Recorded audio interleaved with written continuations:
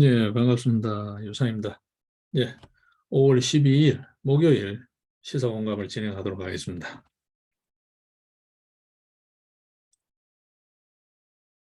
예, 간밤에 좋은 소식이 어제 들어왔습니다. 그죠? 예, 윤석열 정부가 들어서자마자 첫 공식적인 정책으로 소상공인 지원 사업을 하기로 했다는 거죠. 당정 간의 소상공인 약 370만 명에게 600만 원 플러스 알파를 지원하는 거에 합의했다는 소식이 들어와 있습니다. 코로나 사태, 문재인 정부 때에 소위 코로나 계엄, 정치 방역으로 가장 큰 피해를 입은 우리 소상공인들, 자영업자들에게 충분하지는 않지만 그나마 그래도 기존에 언급되던 지난 정부 때 보게 되면 소위 말해서 약 올리는 것도 아니고 말이죠. 찔끔찔끔 온 동네방네 10만 원, 20만 원 선거철 때마다 금권 선거 형식으로 돈 뿌리고 돈도 쓸 줄도 모르고 벌 줄도 모르는 놈들 국고만 탕진한 그런 어떤 재난지원금이니 뭐니 하면서 금품을 살포하는 만행을 봤습니다. 그럴 때마다 우리 자영업자들은 더욱더 힘들어지는 그런 상황을 봤습니다. 영업시간 제한 등등, 예, 모임 제한 등등 해서, 그죠? 예, 윤석열 정부가 들어서면서 방역에 대한 걱정은 있습니다만 잘 대비할 것으로 보고, 지금 봤을 때는 각자가 우리 국민들의 시민의식이 그만큼 이제 국민의식이 성장했잖아요. 그렇죠? 예전처럼 계도하고 계몽해야 될 그런 시절은 이미 넘어갔다고요. 어떤 의미에서 정부가 삼류지요.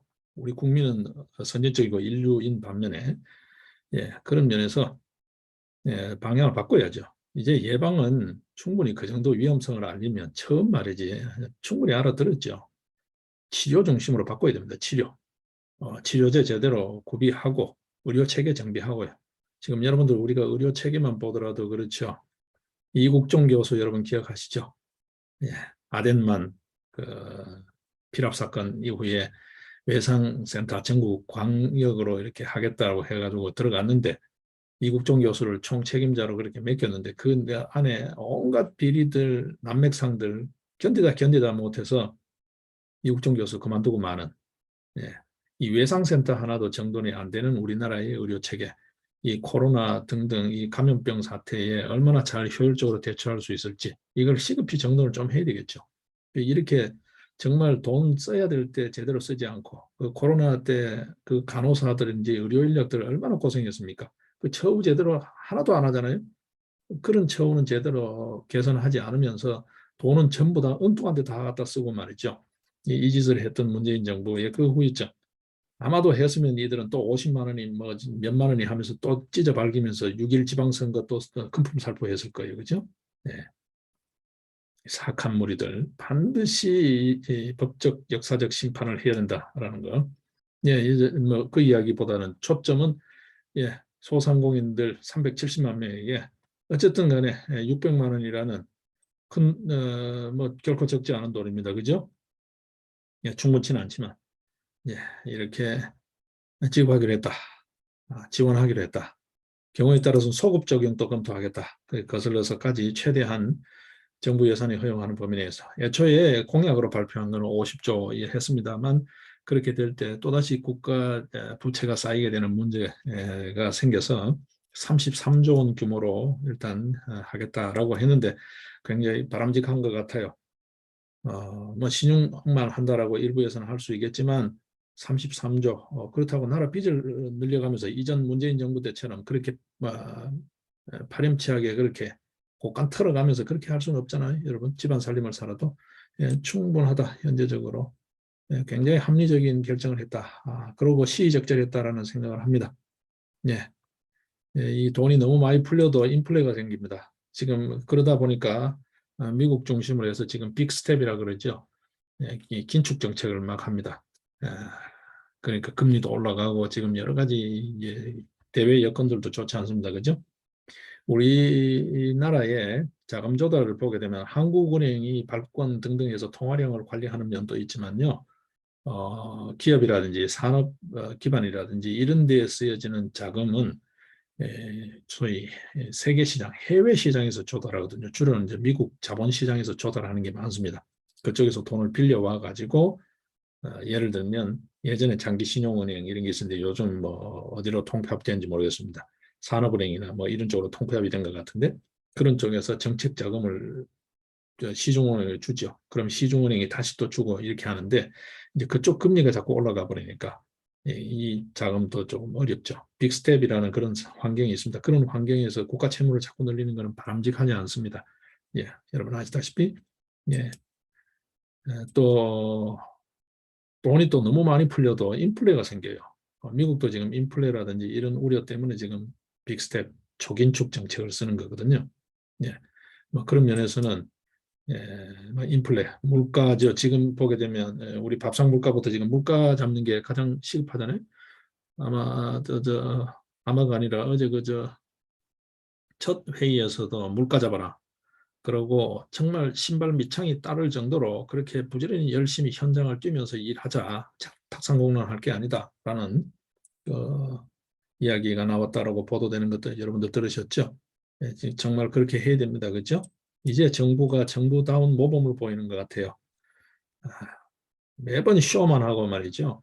매번 참 어떤 의미에서 초현실적인 비현실적인 어, 몽상과 같은 소리만 하고 있는 그런 정부를 보다가 불과 며칠 사이에 이렇게 세상이 확 달라질 수 있다는 걸 우리가 보고 있습니다. 자, 어쨌든 33조 물가도 잡고 또 소상공인들, 자영업자들의 어려움, 그간의 어려웠던 부분에 그나마 그래도 힘이 될 수 있는 지원, 이건 아주 적절하고 합리적이었다라는 생각을 합니다.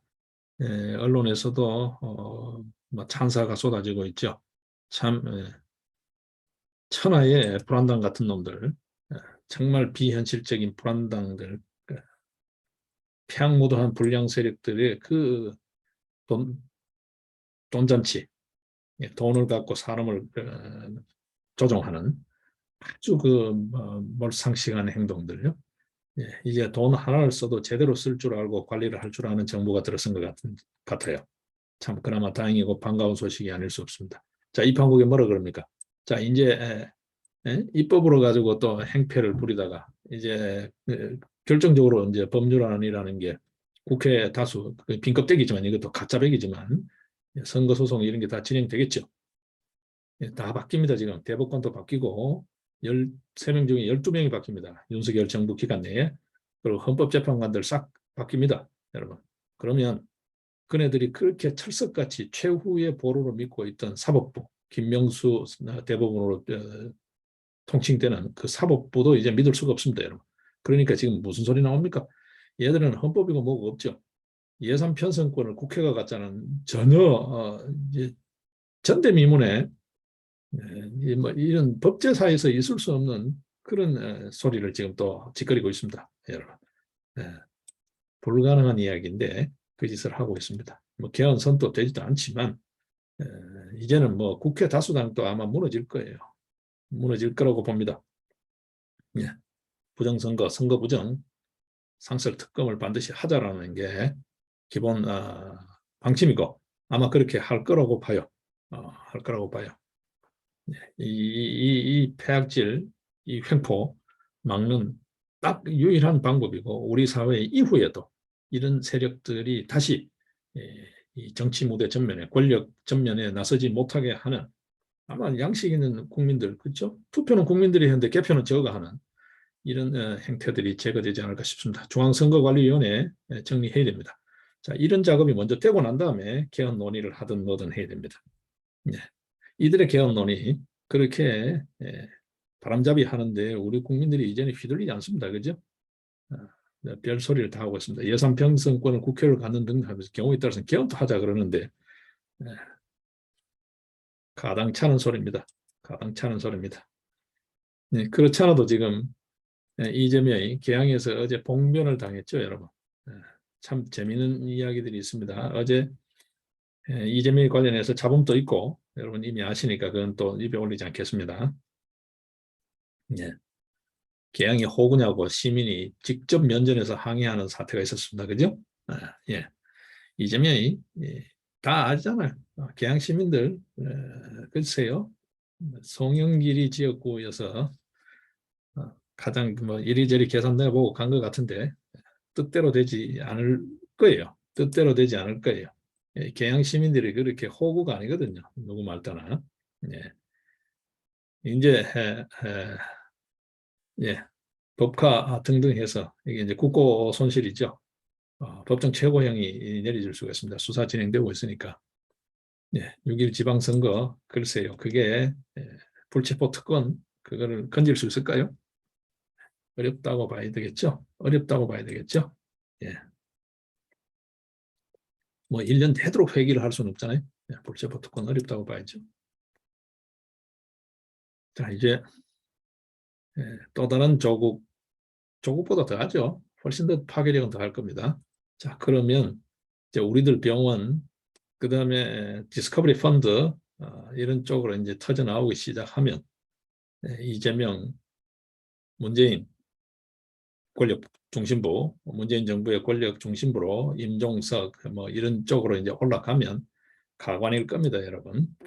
검찰이 검찰답게 그렇게 자리매김해 가면 우리 사회가 정말 이제 투명하게 바로잡히게 되겠죠. 이들이 해온 정말 초현실적이고 비현실적인 오늘 자 조선일보 그 양상훈 칼럼을 보시면 양상훈 논설위원이 쓴 칼럼을 보시면 주필이죠. 조선일보 주필인데 지금 양상훈 주필이 쓴 칼럼 제목이 초현실적 상X대 시대, 상놈들 시대 이 말이죠. 그 시대가 초현실적 상놈들 시대였다는 거죠. 문재인 정부 지난 수년간 우리 정치에서 벌어진 일들은 초현실적이다. 도저히 믿기 힘든 일이 벌어지면 제 몸을 꼬집어 본다. 그게 초현실이다. 네. 네. 정치 세계에서는 별일이 다 일어나고 필자도 30년 가까이 온갖 일을 보았다. 그런데 대통령이 자신의 불법 혐의를 수사하는 검찰 수사팀을 인사권을 이용해 뿔뿔이 흩어지게 해 수사를 중단시키는 것은 처음 보았다. 문재인이 울산시장 선거 공작 등 정권 의혹 수사팀을 공중분해시킬 것이라는 소문이 돌았을 때 필자는 말도 안 된다고 했다. 외국 체류 중에 문의 결행 소식을 듣고 그러니까 전자결제를 한 거죠. 네, 여러분 기억하시죠? 초현실적이라는 느낌밖에 들지 않았다 등등등 하면서 이렇게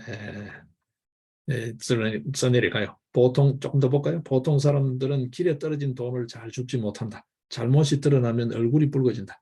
염치, 부끄러워하는 마음이 있기 때문이다. 세상에는 염치 없는 사람도 많다. 하지만 대통령은 염치가 있어야 하는 사람이다.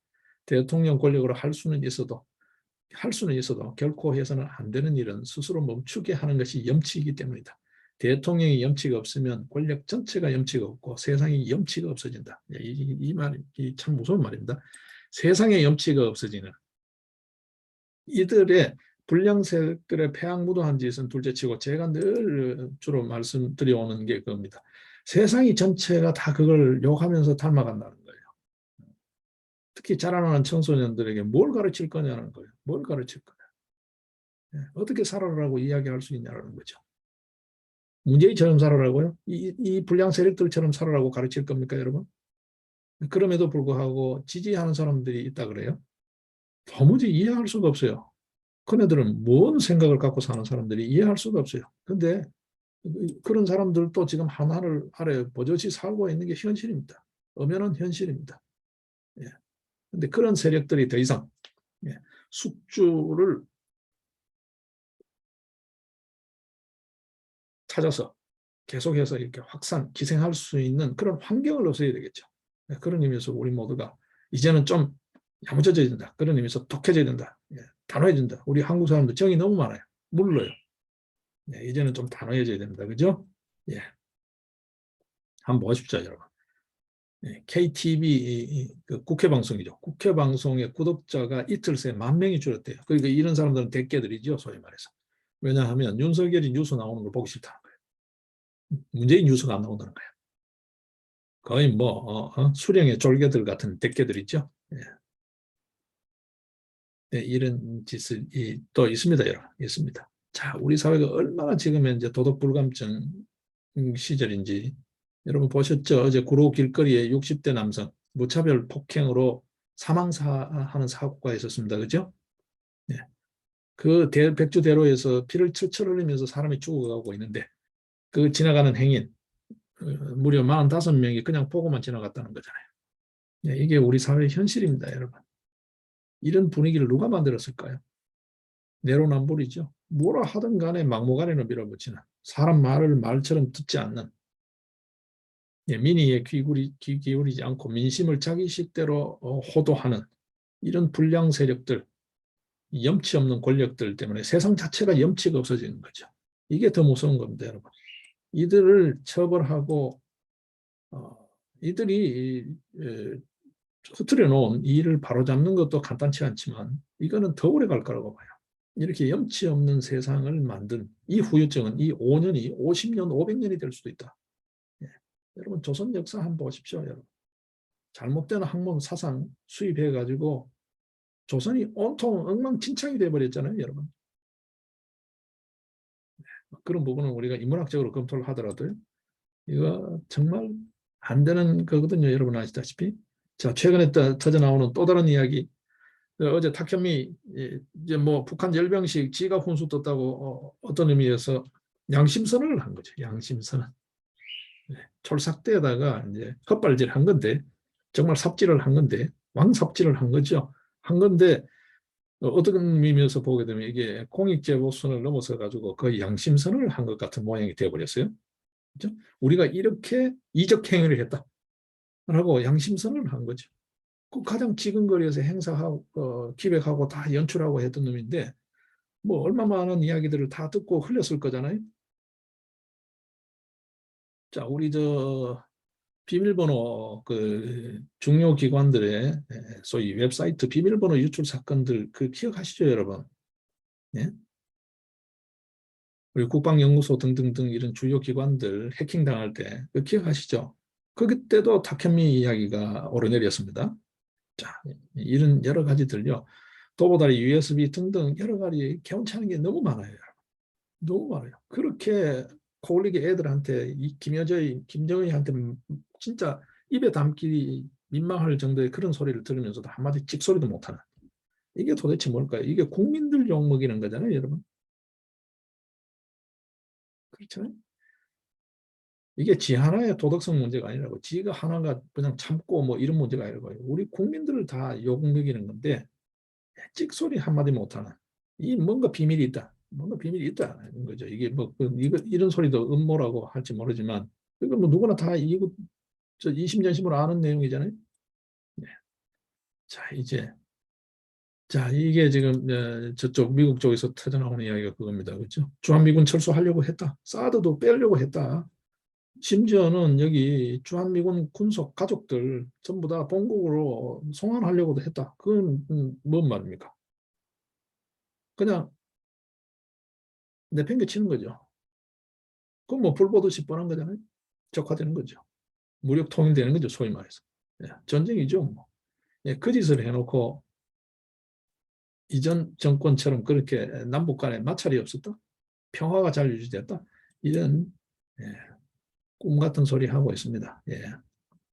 자, 이제 그 청길당 떨어지 바로 끝에서 간신히 이 나라가 풍전등화의 그런 상황에서 이제 겨우 그 불을 다시 살려내는 그런 상황이 되어 있습니다. 자, 여기 지금 정부 구성 지금 못하고 있습니다. 그죠? 그러니까 지금 급한 대로 뭐 김부겸 부총리 인준하고 나갔으니까 이제 대행해서 총리 대행을 해가지고 국무위원들을 임명할 수 있으니까 장관을 임명할 수 있으니까 이제 가는 거죠. 네. 언제까지 민심이 이들을 가만히 지켜만 보고 있을지. 어제가 마침 여러분 아시다시피 동학 농민혁명 기념일입니다. 예. 지금 동학의 철입니다. 지금 이 시기가. 예. 여기서부터 이제 쭉 뭐 이제 난리가 나는 예. 최후에 이제 전봉주의 등등 다 처형되는 것까지 이제 거의 동학의 계절입니다. 그렇죠? 4월에서 10월, 11월. 자, 윤석열 정부 6개월. 이거 다 정리돼야 됩니다. 국회 해산 국민투표에 붙이자. 라는 게 제 생각이에요. 그리고 예, 부정선거, 상설특검 즉시 가동해서 이 가짜배기 배지들 전부 다 배치돼 버려야 된다. 그러면 국회 횡포, 그나마 남아있는 잔존 세력들의 권력 게임 더 이상 할 수 없다. 이제 합리가 지배하는, 법치가 법치답게 지배하는, 소위 말해서 반지성에 대한 철퇴가 내려지지 않겠는가라는 생각을 해봅니다. 이게 윤석열 정부가 해야 될 일이다. 한동훈 법무 쪽에서 해야 되겠죠. 아마 윤통이 직접 나서기는 어려울 거예요. 어려울 거예요.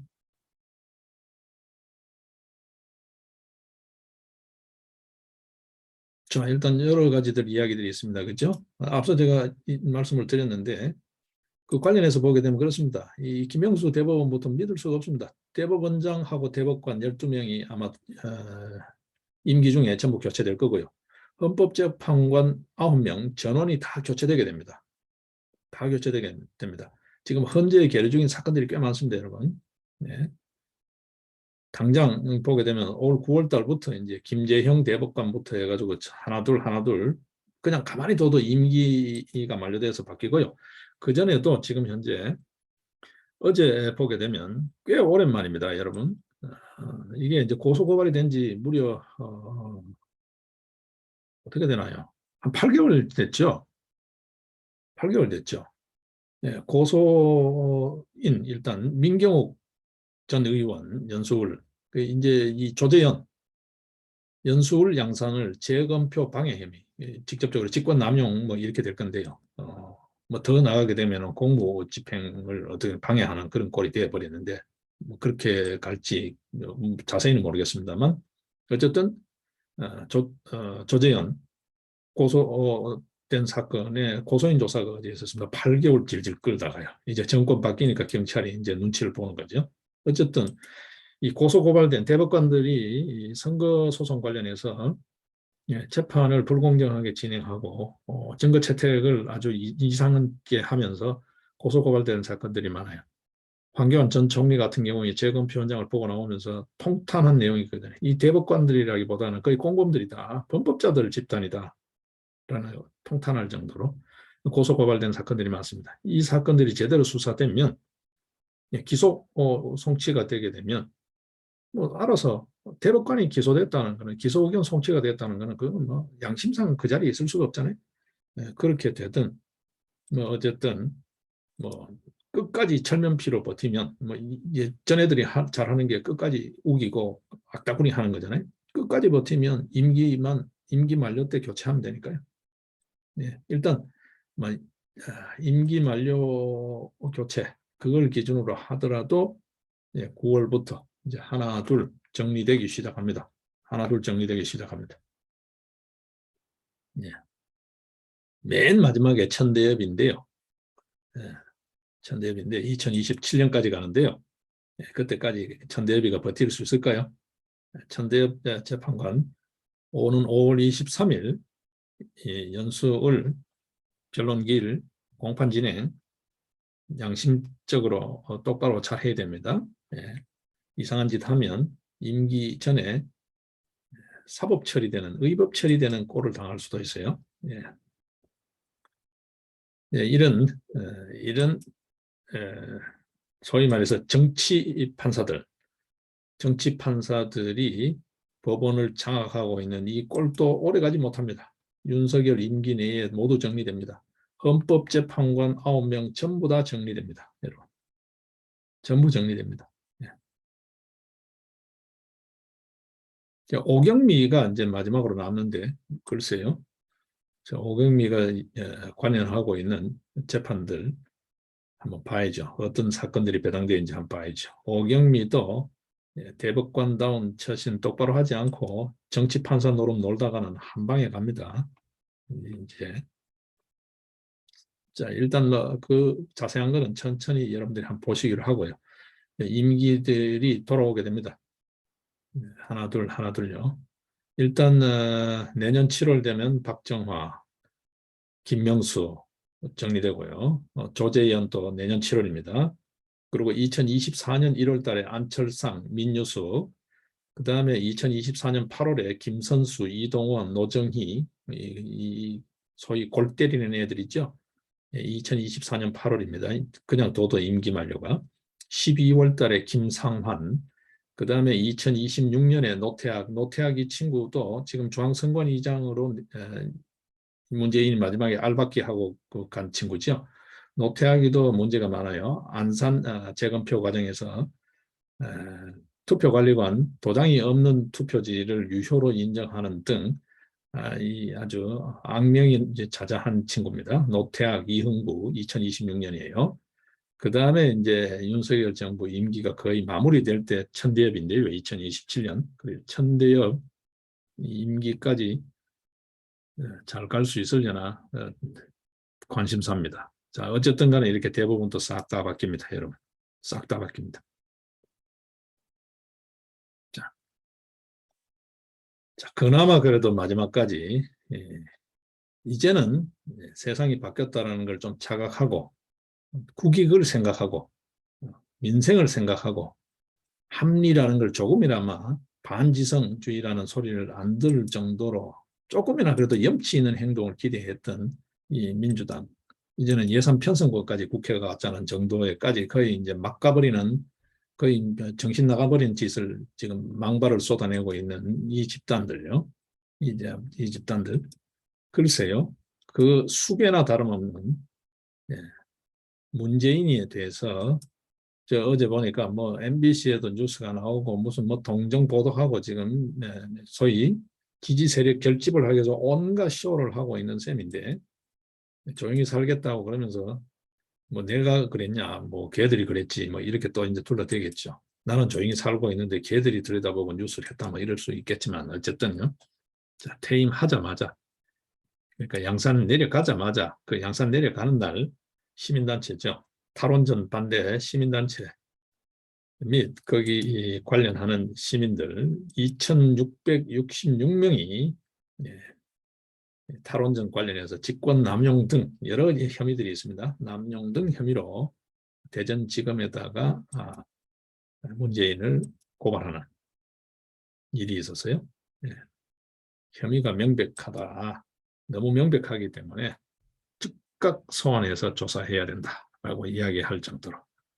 지금 그 와중에 울산 선거 개입 사건, 이거를 지금 면밀하게 들여다보고 있다는 이야기가 또한 나오고 있습니다.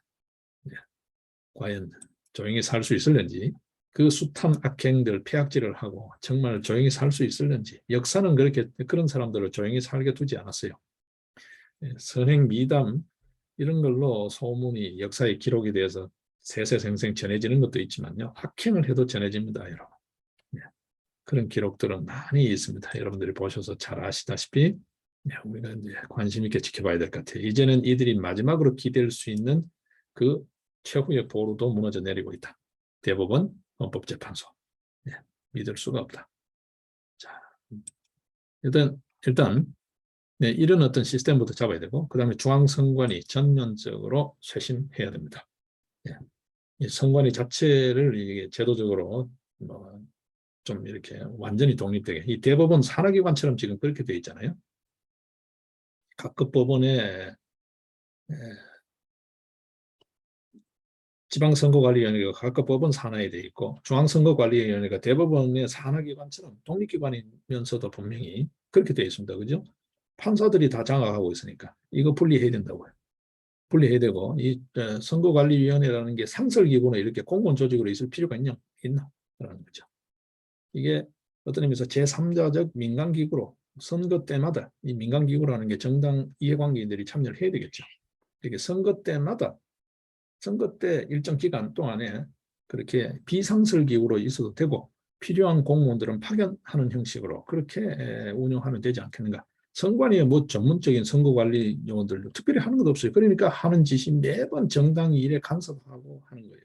소위 말해서 선관위의 조사권이라는 걸 가지고, 그러니까 지금 뭐 내놓으라 하는 현실, 지금 뭐라 그럴까요? 권력자, 정치인들도 눈치 보고, 또 그쪽에 뛰어들겠다라는 신천들은 더더욱 눈치 보고요. 이 지금 선관위가 완전히 막 무소불위의 권력이 되어 있거든요. 검찰 문제뿐만이 아닙니다. 검찰은 비교도 안 될 정도예요. 이런 걸 전부 다 좀 정리를 좀 해야 되나. 이건 이제 개헌을 해야 되겠지만 그 전 단계로 지금 현재 선관위에 대한 정밀 감사, 경우에 따라서는 필요하면 감사 결과에 따라서는 수사를 해서 문제 있는 부분은 정돈하고 정말 책임져야 될 그런 짓을 한 게 있으면 그 책임자는 엄벌해야 된다는 거죠. 권순일 중앙선거관리위원장을 했고 재판거래 의혹을 받고 있는 친구죠. 대장동 관련해서. 그다음 지금 김세환 그 바로 직전에 자기 아들 뭐 특혜 채용 뭐 이러면서 이제 그만둔 친구. 그 이전에 있었던 친구들 이런 친구들 전부 다 좀 책임 물어야 됩니다. 그죠? 책임 물어야 됩니다. 그렇게 좀 정돈해야 될 것 같아요. 지금 당장 뭐 현재적으로 어쨌든 뭐 가짜백이든 어쨌든 다수라고 우기고 있으니까요. 지금 선거법도 개정하기 어렵고 뭐 어렵습니다. 그러니까 저거를 할 수 있는 일거에 그냥 일망타진할 수 있는 게 선거부정, 부정선거 상설특검. 그다음에 지금 현재 계류 중인 선거 소송들 조속히 신속하게 처결하는 거. 이것만 하더라도 정리가 된다. 자, 그런 실질적인 절차 이전에 정치적 상징성 차원에서 국회 해산 국민투표를 하자. 검수완박법 찬반을 묻는 것 성격을 겸하는 국회 해산. 이런 동물국회. 이렇게 국민이 안중이 없는, 민생이 안중이 없는 이런 국회. 무슨 소용이 있냐는 거죠. 무슨 소용이 있냐. 국회 해산 국민투표를 하자. 정치적 사망선거부터 하자. 그리고 실질적으로는 그렇게 부정선거 상설 특검 이런 거. 그다음에 선거소송 지금 현재 계류 중인 사건들 조속히. 이게 원래 법정 시한이 실정법을 안 지켜요. 대부분이 실정법을 안 지켜요. 법정 시한, 선거법 법정 시한이 얼마입니까? 6개월이죠. 180일이죠.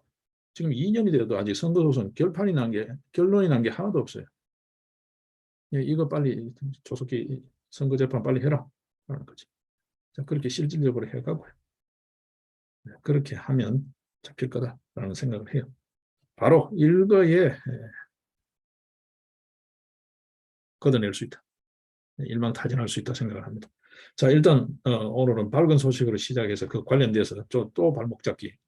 국회가 예산 편성권 같자는 그 희왕된 회계망측한 소리를 하는 이야기 하면서 그네들이 믿고 의지하고 있는 시스템들까지 이야기를 하면서 조금 이야기가 많이 길어졌습니다. 내일 또 뵙겠습니다. 어쨌든 윤석열 정부가 민생을 최우선 과제로, 그 다음에 국가 안보를 우리 국민의 생명과 안전을 지키는 일을 거기에 못지않은 우선 과제로 그렇게 해가면서 또 그 밑에 실무진들, 법무부, 한동훈의 법무부 등등은 또 기획재정부나 등등 각 부서들은 거기에 따르는 후속 조치들, 후속 조치들을 차질 없이 빈틈없이 해갈 수 있기를 그렇게 기대해 보겠습니다. 일단 첫 발이 아주 좋습니다. 보기에 좋습니다. 듣기에도 좋고 보기에도 좋습니다. 또 모든 국민들이 굉장히 즐거워하고 있는 것 같아요. 흡족해하는 것 같아요. 내일 또 뵙겠습니다. 고맙습니다.